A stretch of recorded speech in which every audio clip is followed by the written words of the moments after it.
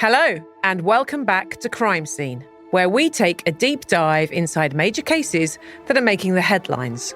Hear what really happens inside police investigations and find out the truth behind true crime. I'm Alison Phillips, a journalist and former editor of The Mirror. And I'm Bernard Hogan-Howe, previously Commissioner of the Metropolitan Police, Chief of Merseyside Police, and a lifetime spent fighting crime. This time, we're going to be talking about how the police watchdog has determined that the firearms officer who was cleared of murdering Chris Kaba, who had tried to ram his way out of a roadblock in Streatham in South London in 2022, must now face gross misconduct charges.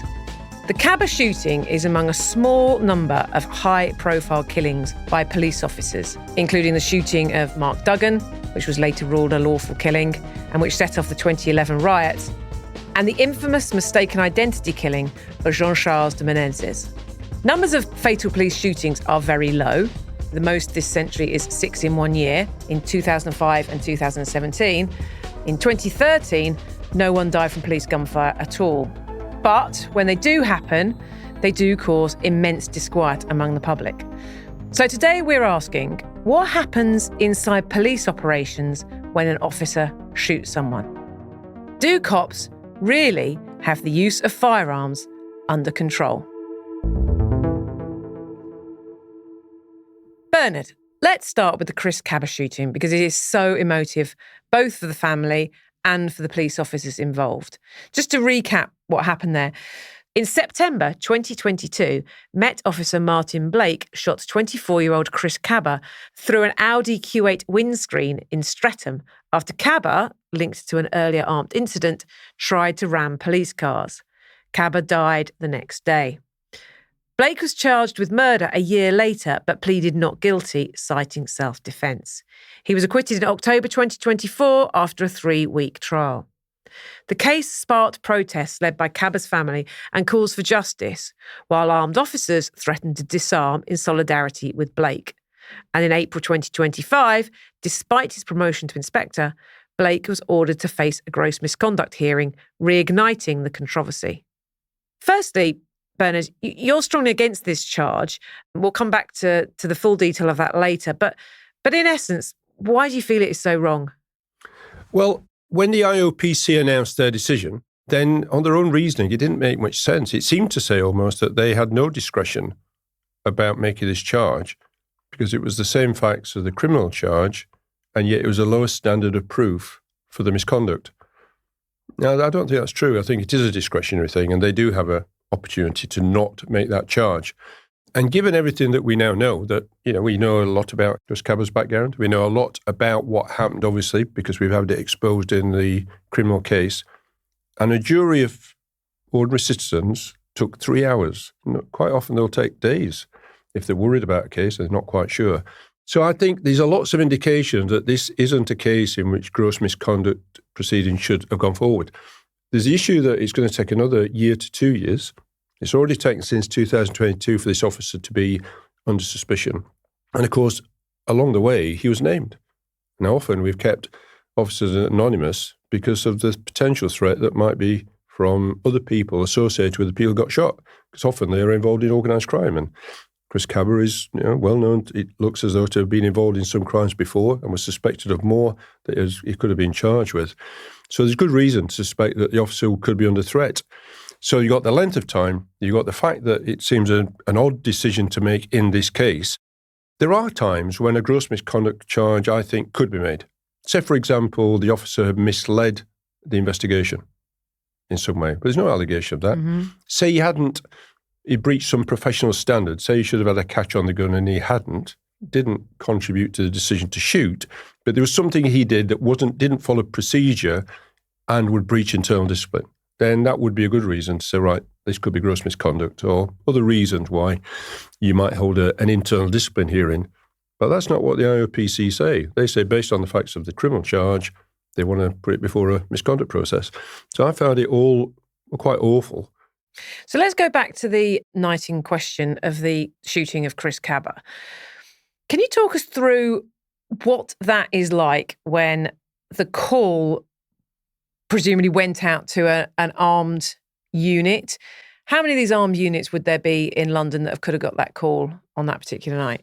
Well, I think the police generally don't talk about how many there are out there, because that would give the game away to terrorists, it would give the game away to criminals. So you tend not to talk about the absolute numbers. But I think what's important to understand is that there are different types of firearms officer. Right. Talk us through what we've got then. Armed response vehicles are the ones that patrol every force in this country, usually at least in pairs. And they travel around 24 hours a day. And if there's a firearms job, they go to it. So they are the immediate response, i.e. that is not a planned response. They're well trained, they're well selected, they're prepared to deal with whatever they come to, but usually it's very confused. You get a partial account. If somebody's been shot, it's very clear what's happened, but often there's been a bang, sounded like a shot. There's somebody with a knife, or whatever it happens to be, a dangerous dog. So this group of officers are well trained, well selected, but they deal with the immediate. So a call went in 999. I've seen a fellow with a knife down by the tube. It's quite possible an armed response unit would go to that rather than just normal. So this is this cops. group who are patrolling all the time. Right. They probably deal with 90% of the call-outs. Now, Right. I think each year there are around something like, in the country, England and Wales, there are about 18,000 call-outs. But many of them are to things that do not require a firearms job. Somebody thought they saw a gun. Somebody thought they saw a firearm. So when the officers get there, it could be the person's gone. It could be they established it wasn't a gun. But there's no discharge. But are they actually carrying their weapons on them, or do they turn up at a scene, judge what's going on, and then get their weapons out the boot or whatever? Both. So they have a firearm with them, because otherwise it'd be pointless having to get into the boot.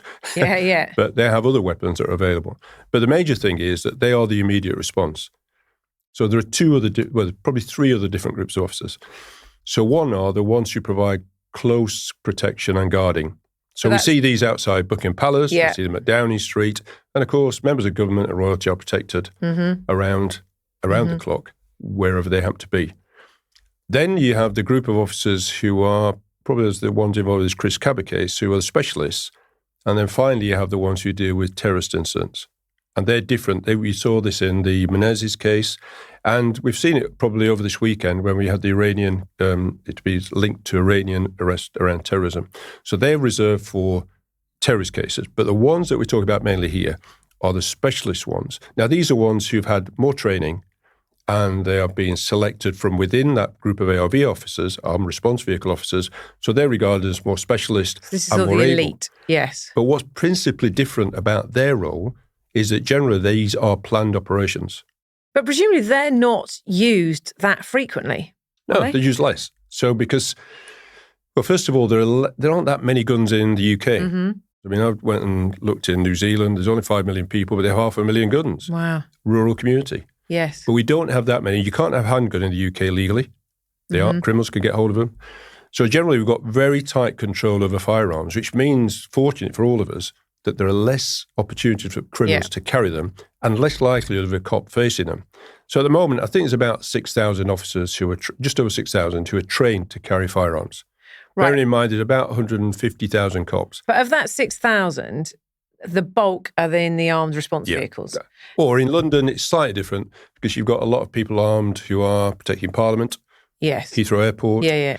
You know, there are these fixed sites which require overt protection. But this specialist group, what kind of weapons would they be carrying?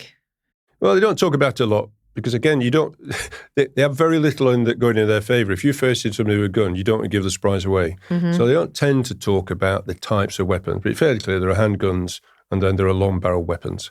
And depending on what the situation they face, depends on which one they will use. So do you deal with it at close quarters, where you might have to defend yourself?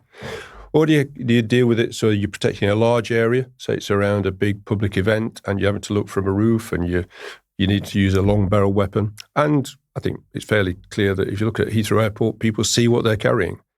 And when you were Commissioner of the Met and you were recruiting into those roles, are you looking for either particular skills or particular sort of mental ability for those kind of positions? Yeah, I think so, because I mean, first of all, I'm not sure I would give a firearm to every police officer. I don't think everybody's suited to it because there's two sides to it. You want mature judgment. You want somebody who, when they're frightened, bearing in mind, if somebody's pointing a gun at you, you will be frightened because you might die. So you've got somebody who can control their emotions enough to deal with that situation and do what they've got to do. And the final one, could any of us said that we could do this? Are you going to shoot somebody dead? Yeah. That's the test at the end, because that's what you might have to do. And it's no good getting to that point and somebody saying, well, I'm not sure I want to do this. So how do you judge that? So what is the recruitment process and then the training process? Well, the first thing is they do various assessments. First test of any job, isn't it, is what's their past experience and how have they dealt with previous difficult situations. So usually the ones you can judge that are their colleagues, their sergeants, their inspectors. So they've worked alongside them. You want somebody who's going to have shown that they're brave enough to deal with difficult situations and not walk away, but continue to do it properly, under control. You're looking for control. You don't want somebody to overreact. You don't want somebody to be too emotional about it. You're selecting down to people who have got mature judgment, are able to, frankly, fire a gun accurately, because not everybody can. I mean, I've had a go with a weapon. It's not that straightforward. Yeah. And there are some weapons, when you discharge, they will spray. Yeah. So they might move from left to right. There are some weapons that aren't that particularly accurate. Handguns are less accurate than long barrel weapons, so you've got to control that. So you've got to get somebody who's physically able to do it, i.e. shoot a gun and shoot it accurately. And finally, you've got to get somebody who's fit. It's no good running after somebody being so out of breath that you're shaking and you end up shooting the wrong person. So there's a lot of things that go into that selection process. There's an interview process, obviously, and then that just gets them to the training.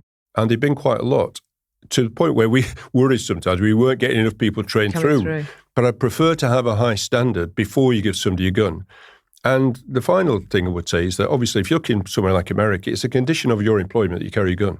It's not here. No. They are volunteers. We don't pay them any more. And you still don't know whether someone has actually got that thing in them that means that they could pull the trigger when it came to it until the moment they need to pull the trigger. No, all you can do is, bear in mind, having been selected, then they train, then they say, okay, you've passed the course. Then I think it's every 3 months, there is more training. Right. It's not a forever thing. And some people do have their certificate taken off them. Now, that might be because they're going through some difficult circumstances. It might be a health issue. There might be a personnel issue where you start to think their judgment might be affected, or the risk is, even if the judgment's not affected, say someone who's going through a difficult divorce, and really, they're only human beings. They have the same difficulty in life, or they might have a child who's terminally ill. There could be lots of things they're having to deal with. Even if they feel as though they're in control and their colleagues haven't noticed anything, if you're aware of that, let's say they shoot somebody the day after you're told that, then you get into a coroner's court or a Crown Court and somebody said, what, you left them with a permit, knowing that they're going through this awful divorce. I think on the whole, a lot of care is taken to make sure that you get good people who you would trust to face a gun. So going back to that night in question, Sergeant Blake and his colleagues were there. The car that Kaba is driving is there, which they know has previously been involved in some firearms incident. Obviously, it all happens very, very quickly. But from your experience, what is going through the minds of those officers at that point? Bear in mind, they're going to make the decision about half a second. This is not like 5 minutes of preparation. It's, yes, they might be prepared for the operation, but in that time, it's now telescoping down to, are you going to fire or not? Then they're worried. They're worried for themselves. They're worried about what this person's going to do, perhaps to someone else. And they're worried that they know that they will be held to account. And they've got to deal with all of that in this fraction of a second. Having pulled the trigger, then there's the physical shock of having shot somebody. I mean, you've discharged your weapon. You've now got a person presumably laying down in front of you, either dying or very seriously ill. So the next thing you've got to do is make sure that they're looked after, which is really odd, isn't it? Because somebody's just potentially tried to kill you. In the Kaba case, this was a vehicle, not a firearm, but somebody was trying to hurt you. You decide that the right thing to do is to shoot them. And the next somebody says, okay, then make sure they survive. That's what cops are trained to do, and they're trained to make sure that they can help them, somebody who's been shot. So what happens in the immediate aftermath after a police officer is fired and somebody is either injured or has died? Well, the first task is to save life. It's to save life for the person that's been shot. So the officers should get stuck in to try and save them. In some operations, the ambulance service are actually already there because you've arranged to do, if it's a pre-authorised job, then you get the ambulance service just in case either you shoot somebody or an officer gets shot. The second thing is you've got to preserve the scene. So, as little movement as possible of anything in that scene. And of course, the police won't investigate that. What will happen is the IOPC should be informed immediately. and then they will turn out as soon as they can. But they need a good scene. So get tape round, make sure things don't get moved. There's a process by which the officer who's made the shot is supported, so they're taken away from the scene. The guns of all the officers at the scene should be taken. Sometimes in terrorist cases, that's a little bit difficult if it's a roving gunman. If you shot one person, you're going after somebody else, you can't take the gun away. So, but generally speaking, you're going to recover the firearms, because there will be a question about, was it your gun or was it your mate's gun that got shot? How many discharges were there? How many bullets were you given? All that sort of thing. And then finally, you want to now collect all the body-worn video. And do those officers that have been involved, are they taken off duties in the immediate aftermath, or? Yes, because they're shocked. You would hope. No human being should shoot somebody else or be present when somebody dies or is seriously hurt. So there's a welfare part. I've gone through the very clinical bit, which is save life, preserve the scene, preserve the evidence. But the other thing is take the officers away from the scene. Supervisors and managers, inspectors, chief inspectors get involved in managing that group, seeing if they've got any welfare needs immediately. And then at some stage, they'll go off duty. Now, if the IOPC decide they want an early interview to get a first account of what happened, they need to do their job. Then it may be that they would have an early account, but usually there's 24 hours allowed until that sort of thing starts. So in this instance, the case did go to court, and then Sergeant Blake was acquitted. During the case, he was not named. And then there was appeals that there should be reporting restrictions should be lifted, and that he should be named for justice to be done and to be seen to be done. And at the same time, after the conclusion of the case, we also learned far more in the public arena about who Kaba was, and that he was a core member of 67, which we were told was one of London's most dangerous criminal gangs. Back in 2023, police had classified 67 as the highest harm street gang in Lambeth. It then transpired he'd been allegedly linked to 2 shootings in the 6 days before his own death. But I suppose what is different here is that the officer who shot that, and all the officers turned up that night, they didn't know that was Kaba's backstory, did they? Well, they would know that the vehicle had been linked to shootings. And there's no such thing as perfect knowledge. Who was in the vehicle? Well, we're not sure. But the vehicle has been linked. Anybody in that vehicle, you're going to suspect, may have access to a firearm. And if we're going to ask them to wait until they've got perfect knowledge, they could run around in that vehicle with different drivers for the next 3 months and nobody'd stop them. That doesn't mean to say you're going to shoot them. And that's not what happened in this case. There was more action than just suspecting somebody in the vehicle had got a gun. It was because of the way they drove the vehicle afterwards at officers. That seems to be the trigger for what happened then in terms of the police use of a firearm. I mean, the issue about anonymity, I think, is important. So I think in this case, it was news organisations who asked for anonymity to be lifted. And I can understand that to a large extent, because public accountability is important for the police. We wear a number, wear your name, you are accountable to the public as well as to a court. In this case, the debate was about, there was explicit intelligence that, in fact, Sergeant Blake was already being targeted by people associated with Kaba. And if we accept that's true, these are a dangerous group of people. You've already explained that. They've got the capability to do something. So therefore, anything that limited their access to him, where he lived, his family, any points of pressure that might be put on him, was vitally important. So this was not just he shot somebody and his friends might shoot him. This is somebody saying we've got intelligence that this might be the case. And then it's a balance to decide for a judge. Is it in the public interest to name or not? I would say in this case, it might have been wise not to name them, but you might have a different view. I suppose there is an argument. One of the arguments for naming him was the fact that this led to a huge outpouring of anger. It also came at a time where sort of trust in the police was very, very low. There was protests in Downing Street from Kaba's family and sort of wider community. You must sort of be very alert to the anger that this shooting caused. Yeah, you are. And I think one thing that's causes problems in these cases throughout the years has been, if you were going to name, the police would say generally you shouldn't name, but let's say you were going to name, that then they're under suspicion and under threat for, in this case, probably going on for 5 years. And we had one police officer who eventually was named, called Anthony Long, who was under suspicion for well over 10 years. You imagine the effect on any individual, found not guilty of any criminal charge, any misconduct at all, and each one of them can take 3 to 5 years easily to resolve. And if you name people, what it means is them, their kids, their wives, their partners, their husbands, or whatever it happens to be, will be affected by that, what's happened. Now, you could say, well, that would happen to any criminal. They've been charged. But one of my points in these cases is they're not criminals generally. These are police officers who that day went to work to help us all stay safe. And these, nearly 60 million people in England and Wales who rely on this 6,000 on our behalf to go forward. So 6,000 of the 60 million can volunteer to take on this responsibility. And when they actually do the thing, very rarely, sometimes not once in a year, sometimes a handful of times, they shoot somebody, the whole world seems to descend on them and say, why did you do that? Well, it's not a problem that somebody says, why did you do it? It's not a problem to be held to account. That is what policing is all about. You should be held to account. But to take so long, and then to find on every occasion they've charged somebody, a jury of ordinary people says, why did you charge them? They found them not guilty. We don't know why they said not guilty, but we do know they said not guilty. An officer's never been criminally charged in these cases.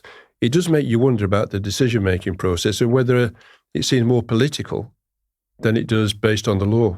I read somewhere that there'd been a lot of wrangling between the Met Police and the IOPC about whether they should go ahead now with this gross misconduct charge. But, I mean, the clue's in the name. They are independent, aren't they? Do those behind-the-scenes wrangles really go on? Yeah, because, what you're doing is making the arguments. It's for the IOPC or it's for the police. I mean, police have to make similar judgments day after day after day about which cases they want to pursue and which cases they don't. And during that process, defence lawyers, media, you might imagine, Alison, would want to put pressure on the cops about whether they make these decisions or not. So the cops are used to people trying to put pressure on them. All you can do is do what you believe is right. And the same is true of the IOPC. They've got the duty and the responsibility of making these decisions. And you can make arguments to them. It's for them to decide whether they accept your arguments. That's all that's going off. But you think they've made the wrong decision this time? I do. And I just can't understand it. If I thought there was a weakness in the police case, I would say so. If I thought it was a grey area which the IPC had, could quite easily say, well, okay, you may not agree with us, but on balance, we think this is right. I just find it a really confusing decision.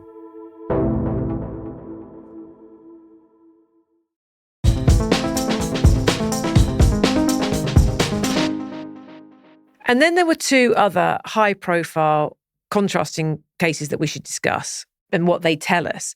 The shooting of Mark Duggan in Tottenham in 2011 and the killing of Jean-Charles de Menezes.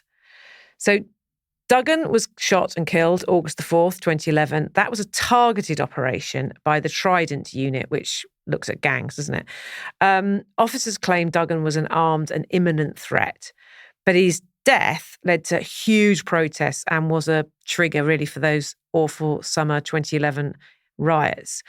The inquest concluded 3 years later in 2014 that the shooting was lawful, but that Duggan was not holding a gun when he was shot.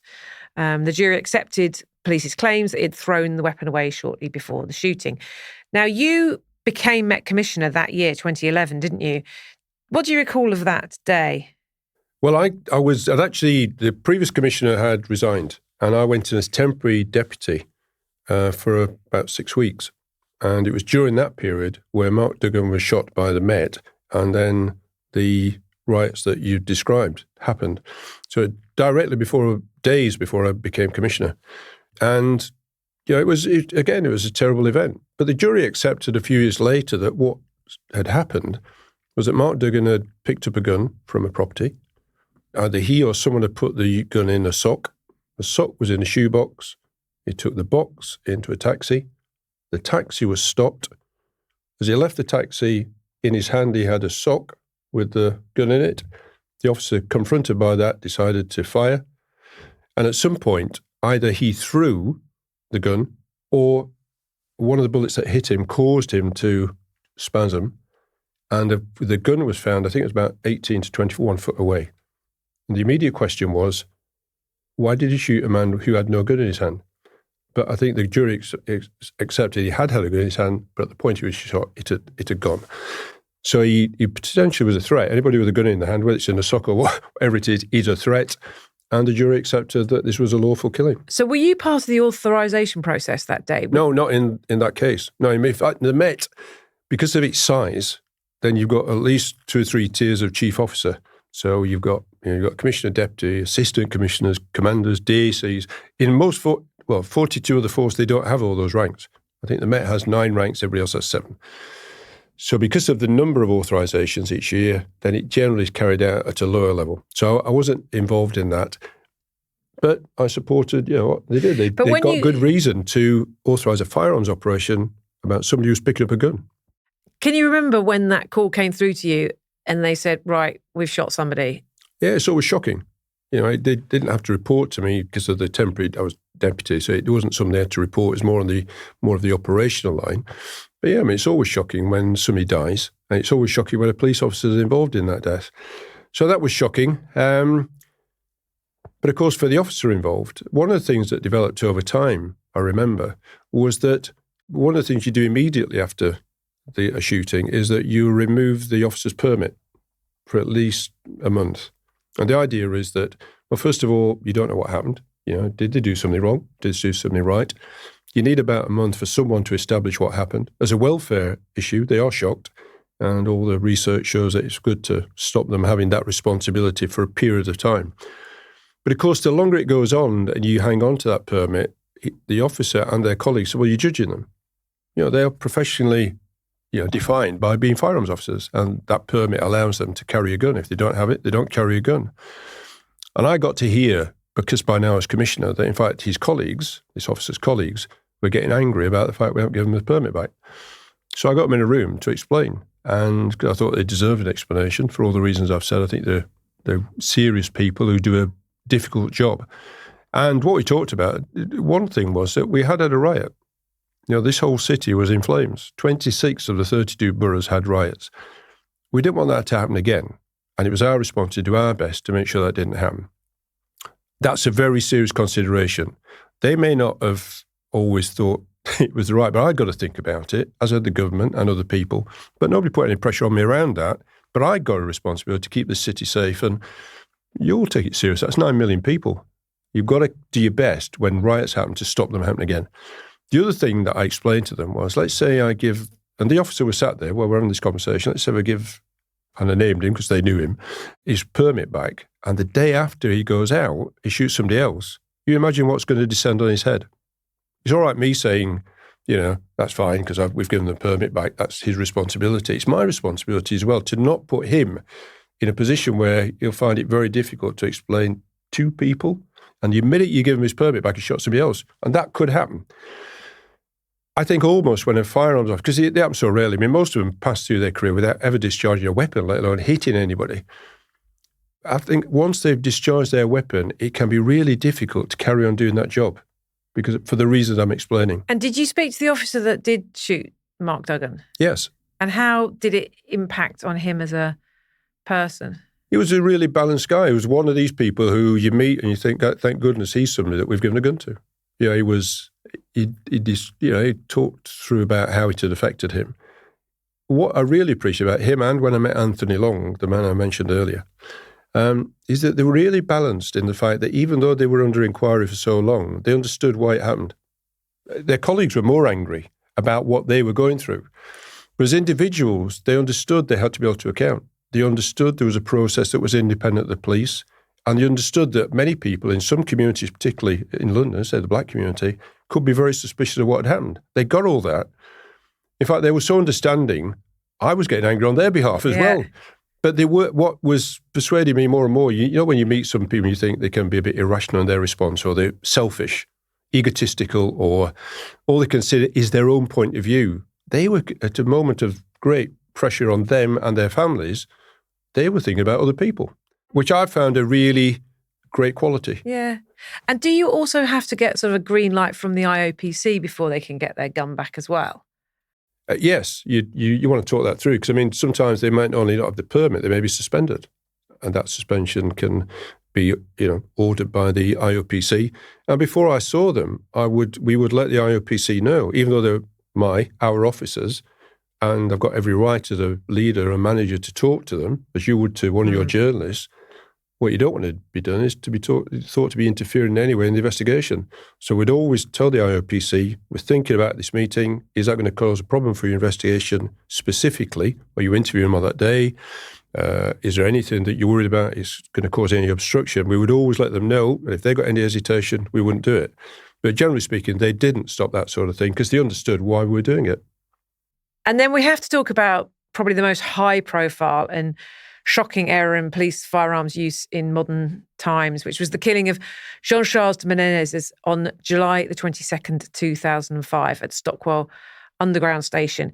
When he was mistakenly identified as a suicide bomber, it came after the failed bombings of the previous day and a fortnight after 52 people had been killed in the 7/7 terror attacks. There's a new television drama about this case because the anniversary obviously is this year. And I think what still remains so shocking when you watch that documentary about the killing is both the catalogue of errors which led to it, but also the speed with which an innocent life was taken away forever. So Cressida Dick was Gold Commander on the day, but not directly responsible for the decision to shoot. She ultimately became your successor as Commissioner in 2017. Being as dispassionate as you can be, what went wrong? The principal thing that went wrong is misidentification of Jean-Charles, is that they thought it was someone else. And I think to be fair to everybody involved, you have to remember the context. And many people listening to us today, Alison, will have forgotten what happened in 7/7. But within the space of about 14 days, first of all, we'd had 4 suicide bombers. We'd had 52 people murdered, 800 people injured in the attacks on 3 tube trains and 1 bus. The whole country was shocked by what had happened. Of course, this was the first time we'd had people who were prepared to kill themselves in the process of killing other people. So this really shifted the dial. We'd seen it in other countries. We hadn't seen it here in the UK. So everybody was, scared. There's no doubt about it. Everybody was worried, and particularly in London, because, as we know, travelling around this city, you rely on the tube, you rely on the buses. Most ordinary people, that's how they're going to move around. And when you're in these spaces, you've nowhere to get out. So any explosion going off in these places is going to do massive and damage you to what we saw. So that and on 7/7, 14 days later, we had another now 5 people who attempted to do exactly the same thing. A different group, obviously, because the first group had died. So now they got 5 suicide bombers on the run. So imagine you're in charge of the police, you've got any responsibility. You've got to find them. You not only find them, you've got to arrest them. And they're dangerous. They've got access to explosives. They've tried to kill themselves before. So what are you going to do to deter them from killing you, someone else, or themselves in the process of killing others? These are a really dangerous group. They've got to find them, because at the beginning, who the hell are they? They don't know. They're not linked, it appears, to the first group. So they're starting afresh. So they've got to look through all the intelligence. They've got to look through CCTV, all the normal things that happen. And in that process, then they find an address. If you remember, at one of the scenes, they find an identity card with an address. So they go to this address and they start doing surveillance. And obviously there's some doubt about who the person is. I think they had CCTV images of one of the bombers. And they thought they'd identified the bomber, and they hadn't. They'd identified in the same block of flats this person was believed to have access to. Jean-Charles comes out, they misidentify him, they follow him. And then it gets into this Kratos situation.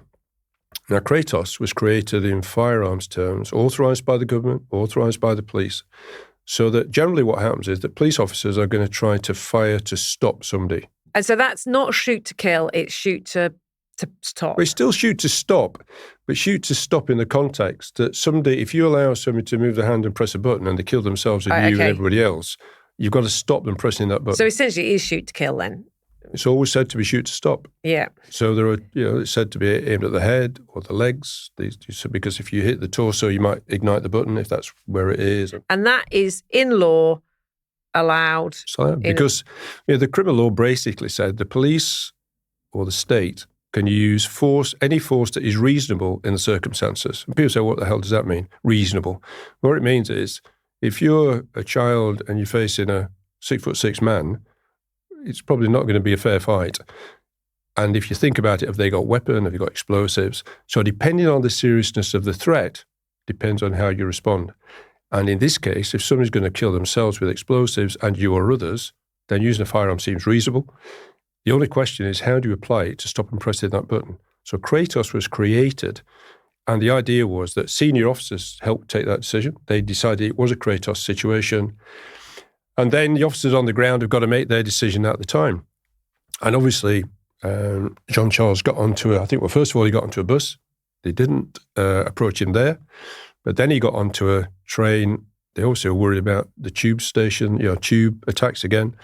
They obviously confronted him. He obviously must have been terrified, didn't know what the heck's happening.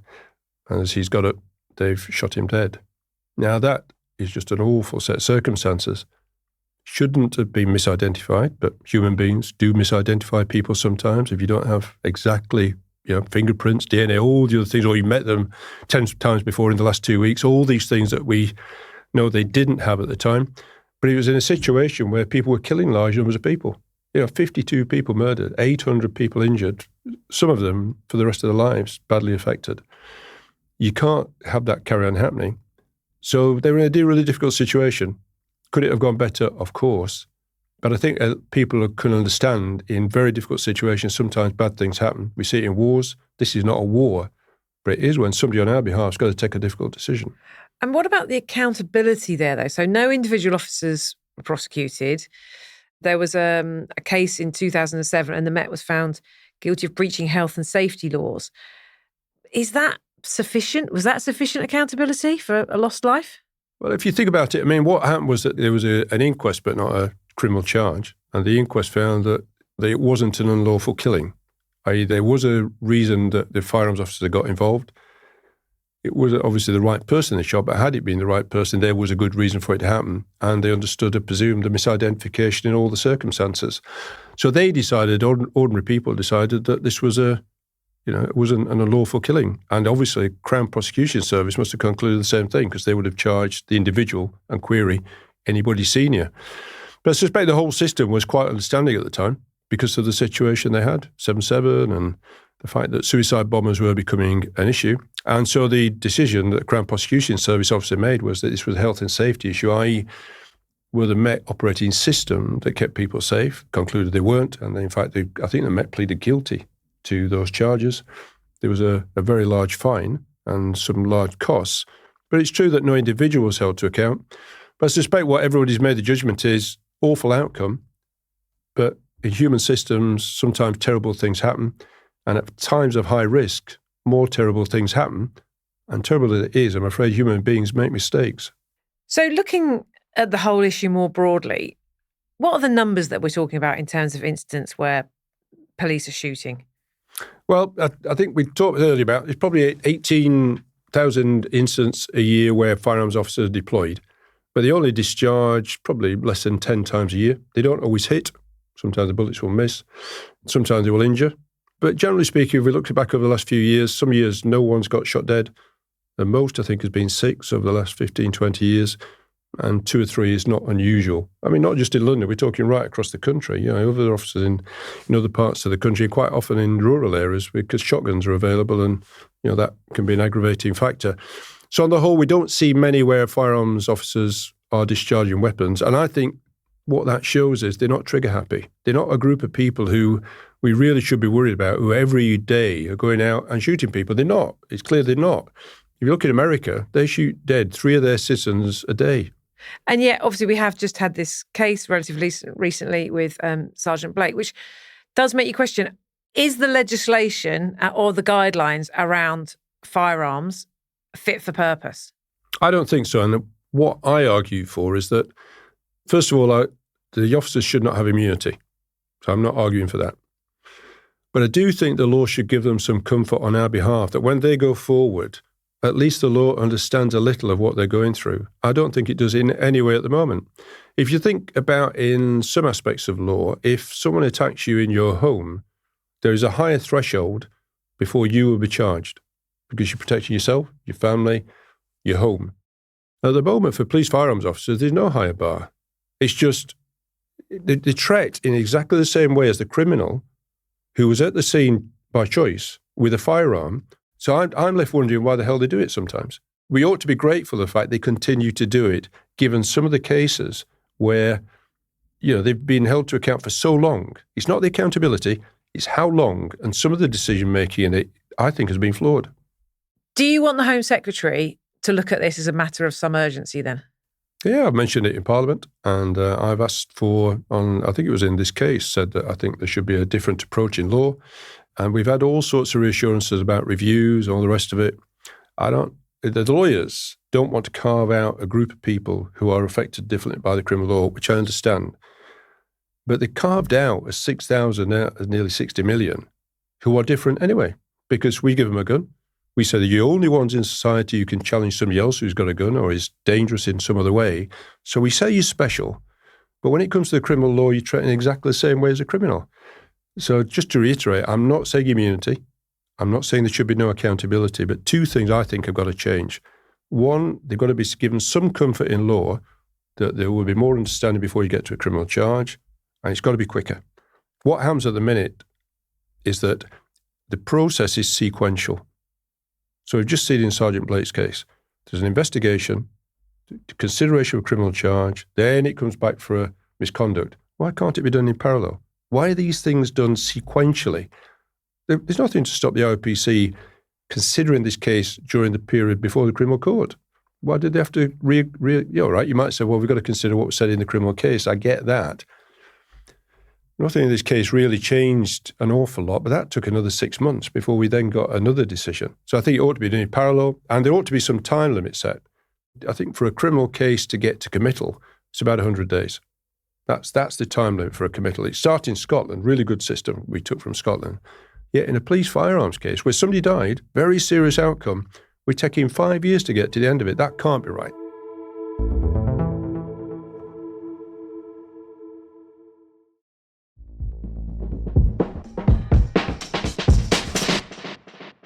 Finally, before we go, police investigations don't just happen in the news. They're a mainstay of fiction and pop culture too. So each week, we like to talk about a couple of standout movies, TV shows, or books on a criminal investigation in a section we call Crime Watch. So Bernard, what has caught your eye this week? Well, this week I started watching a TV programme called Scarborough. Now, I come from Yorkshire, as you might have guessed, and Scarborough occasionally we went for holidays. Anyway, it's a comedy, really. And it tells you the story of a couple who, sort of living in Scarborough and how their relationship develops. It's quite funny. Quite a lot of Yorkshire, quite warm humour, I would say. It's quite slow, careful. But in the middle of it, the main character, kisses the girlfriend of a local organised criminal. Oh dear, that's always a bad idea. Doesn't go down well. And he discovers this. And anyway, Tony comes to see him.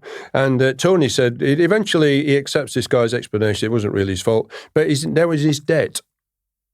And Tony is an organised criminal, and in his debt means that he's going to call this debt in by getting him to do more crime. And although it's a warm comedy, it just made me think, it reminded me of just how difficult it can be to live on some of the estates that I've policed in the past, where we've all got these wonderful laws and everybody should help the police and everybody should do all these wonderful things until you've got to share the same chip shop and your kids go to the same school. And somebody said, I'm coming to your house, mate. And you're terrified to go and see the police. You don't know where to turn. And it might sound just like I sit watching comedy programs looking for bad things, but it did seriously make me think, it just brought it home. Yes. How difficult it can be for ordinary people who don't have the benefits of lawyers, don't have the benefits of being able to go to their second home or get help and advice in a way that people with a bit of wealth do. Yeah, it's comedy, but it's real for a lot of people. Comedy with crime. Interesting. So I'm going to choose a book I've just finished reading by an author called Celia Dale called A Helping Hand. And so she was sort of writing in about the 1930s, 1940s, and she was sort of suburban horror. And there was a great review of her books that I read where it says something like, no boil goes unenlarged, no paunch unemphasized. So it's very much kind of the kind of suburban underbelly of life, all very sort of mundane and drab of the period. But there's this sort of horror and crime that's lurking beneath the surface. It's very, very good. And that brings us to the end of this week's Crime Scene. We'll be back next Thursday with another episode looking at more cases and investigations that expose the truth behind true crime. If you enjoy what we do, please do rate and review us on your favourite app. Tell your friends and make sure you subscribe wherever you get your podcasts. And do please send us questions of the issues you would like answered in crime and policing. So this is Bernard Hogan-Howe saying au revoir for now. Well, we said that a lot in Sheffield. And I hope that you enjoyed what we've talked about. And I've learned that we need you to follow. So if you'd follow us, I'd be we would be very, very happy. But I've enjoyed talking to you today. And I'm Alison Phillips. Thank you for listening to Crime Scene.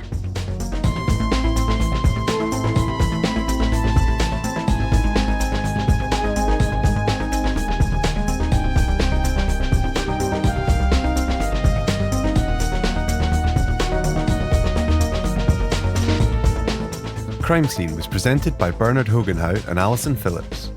Audio production was by Tom Taylor with music by Simon Williams. It was produced by Podmaster's Managing Editor Jacob Jarvis and Group Editor Andrew Harrison. The Executive Producer is Martin Boytosh. Thanks to Helen Purvis at Knight Ayton Management. Crime Scene is a Podmasters production.